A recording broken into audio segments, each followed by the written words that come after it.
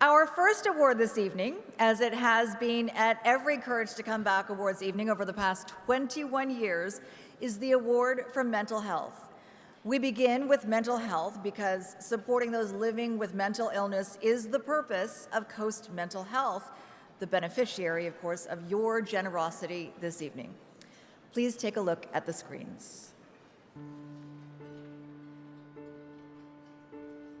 I stand here today representing many people who had the courage to come back and work in the mental health field tirelessly on a daily basis. Our biggest stumbling block is still the stigma of mental illness. Recovery. It's a word we don't often hear in conjunction with mental illness. But with proper diagnosis, a self-directed treatment program, love, support, a spiritual path, meaningful work, and acceptance in the community, some measure of recovery is possible. People who suffer from mental illness come from all walks of life and are capable of great things. To present the 2019 Award for Mental Health, representing our presenting sponsor, please welcome the Senior Vice President and CFO of Wheaton Precious Metals, Gary Brown.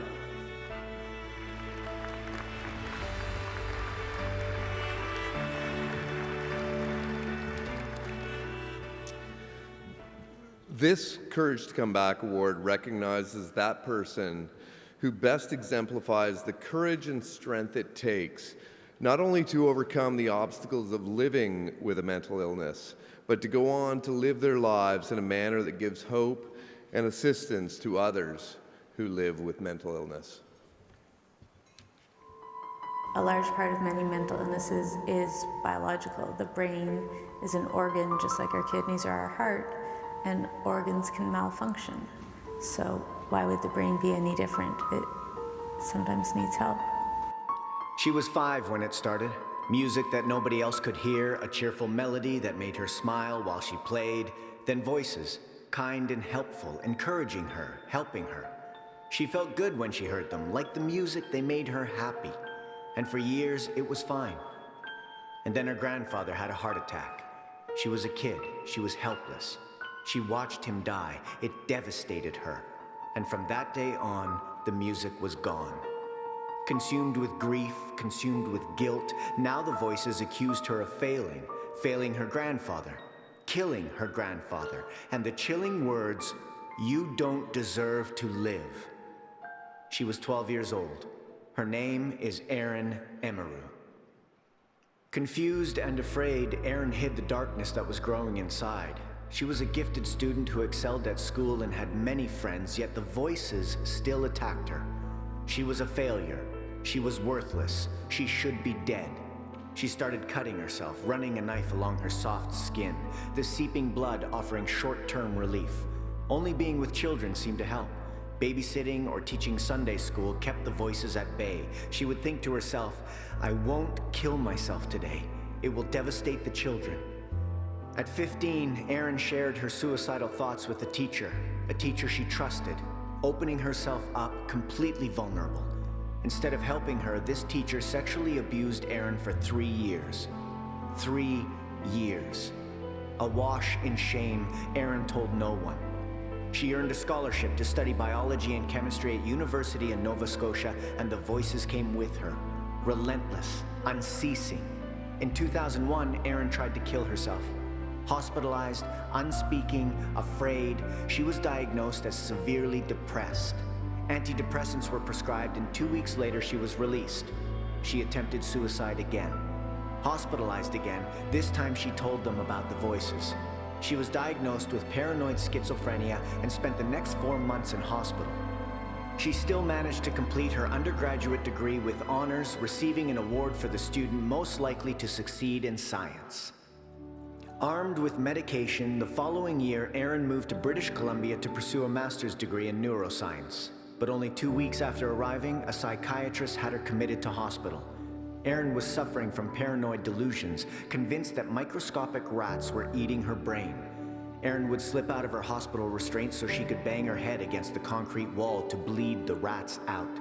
ERIN was in and out of hospital 14 times over the next 5 years.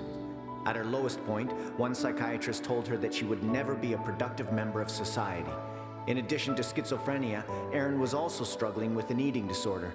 But she still completed her master's degree and started a PhD program. 2 years into her PhD, ERIN decided to withdraw to concentrate on her mental health. It was a heartbreaking decision, but it was the first step towards a new life, one where schizophrenia would no longer hold her prisoner. ERIN was stabilizing thanks to a new medication regimen. In 2007, she met Casa, and from the first moment, she knew he was her soulmate. One date became two, and soon they were inseparable. His support helped her the following year when she spent 23 weeks in rehabilitation facilities. But in the end, she was able to leave her eating disorder behind for good. In 2013, on one of the best days of her life, she and Casa got married. With stabilization, the true courage of ERIN was able to shine through. Even though she is quite shy, ERIN wanted to share her journey with the hope that it could help others. In 2012, she published her memoirs. A year later, she was hired as a peer care coordinator with the new Assertive Community Treatment Team. ERIN now manages 9 clients every week, helping them navigate the same twists and turns that once challenged her. ERIN has shared her story at numerous public speaking events, including the 2016 BC Schizophrenia Society Family Conference. In 2017, ERIN completed an associate certificate in mental health and addictions, and this year, ERIN will publish her second book. It's hard to imagine a path more difficult than the path ERIN has walked, and now she is not only living, but thriving because of her determination, her strength, and her amazing courage to come back.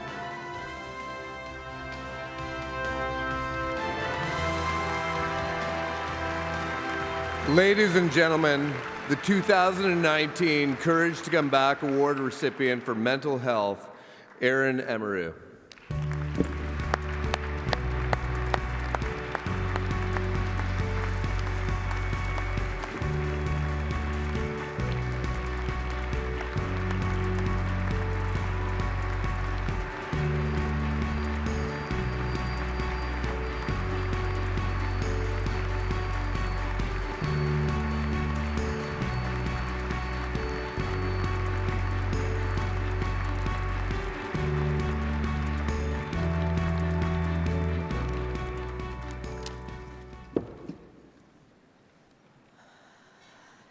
Thank you.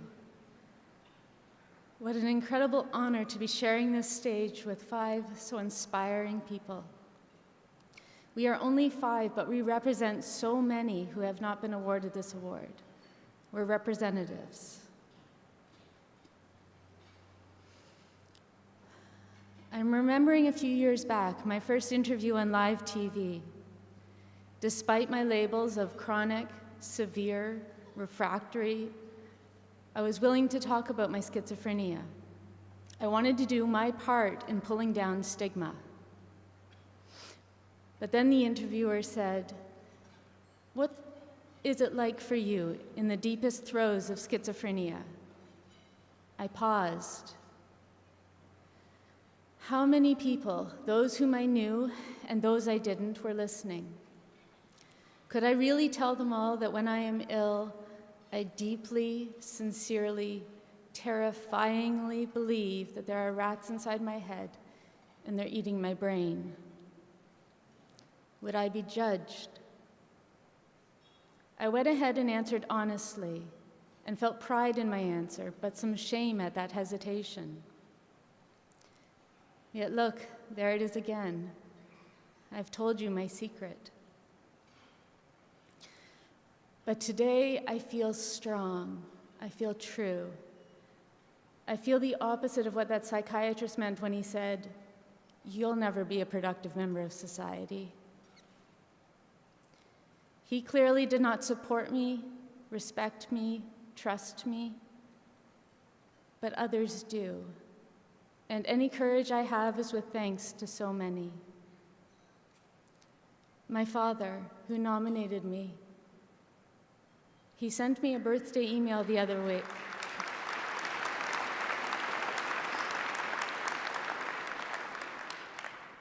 He sent me a birthday email a year or two ago that said, "ERIN, You have brought so much joy into our lives. I was shocked. I did not think my schizophrenic life could bring joy to anyone. Thank you also to my mother, who knows the balance of when I need space, and she's always ready, waiting for me when I need her.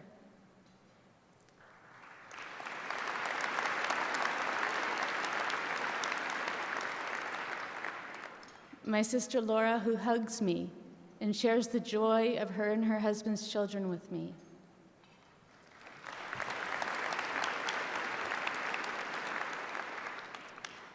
My friends, Megan, Ruth, Cheryl, Erica, Mel, Bryn, Jamal, Etta, Renee, Tony, Sue, and Susan. Thanks also to Beth, Nigel, and Julie for supporting this nomination. My colleagues at ACT, too many to list here, but their support of my work is overwhelming. My clients, whose lives inspire me. Those who cared for me in my hospitalizations, Leanne, thank you. Coast Mental Health and all those involved in this night, thank you for believing that my story could bring hope to others, and for your work every day with so many whose stories of courage are just as compelling. Finally, deepest thanks to my husband, Casa. It's like what you said to me when I was in my illness, I love you more.